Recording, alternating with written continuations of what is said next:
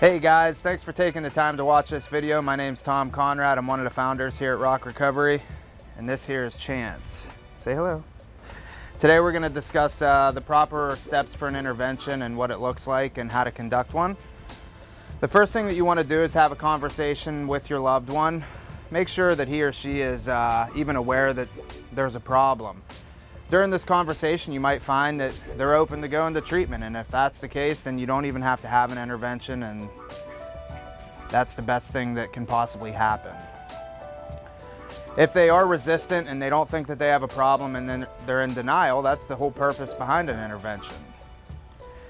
So if that's the case, then the next thing that you're going to want to do is contact an interventionist, a certified interventionist that can walk you through the proper way to do it and what to expect and what to look out for.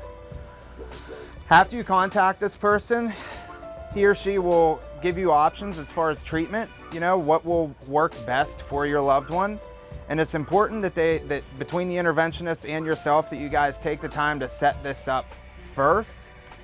That way, when it does come time to have the intervention, if your loved one does say yes and they're willing to get treatment, you want them to be able to board the plane or the van or the train or however they're going to get there immediately. You don't want to have any idle time because you don't want them to have time to reflect on their decision. You just want them to be able to get on the plane and go straight to treatment and get the help that they need.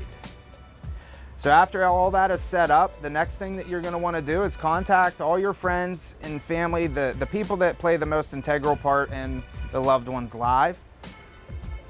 The reason for that is these are going to be all your leverage points.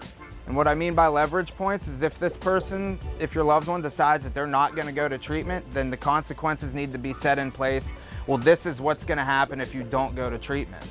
If you do go to treatment, we're going to support you and we're going to love you. After you contact the friends and the family and you know who's going to be invited for this intervention, the next thing is to find out where the intervention is going to take place. The interventionist is going to then give some options as to where the best place would be to conduct the intervention. You'll pick a time and a place, and then you guys will all meet there. And this is going to be the last step of the intervention. You guys will meet there, discuss briefly what the intervention is going to look like, and then the loved one's going to come in. And you guys, as friends and family, you're going to have an opportunity to tell your loved one why he or she needs to get treatment. They may be totally receptive to it and understand with all of you gathered there and telling them. They may say, okay, I want the help.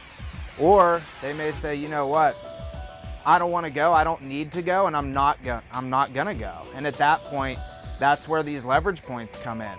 And as the loved ones, you're gonna have to be ready to say, well, then I can't support you anymore, no matter what it is. If it's your son or daughter, you need to be okay with pulling the plug on everything. You can't support them at all. Kick them out of the house, no financial support, nothing. Take away their car, cell phone. If you're married, I don't know, maybe you have to threaten a divorce. Whatever it takes to make this person understand that this is a life or death situation. And in the end, the ultimate goal, the best goal is that this person does realize that he or she, that their life is on the line and they decide to go to treatment. And once again, that's why it's important. Have everything set up, have everything put in place, make sure that there is no room for error. Let them board the plane, let them go get treatment, let them get the help that they need.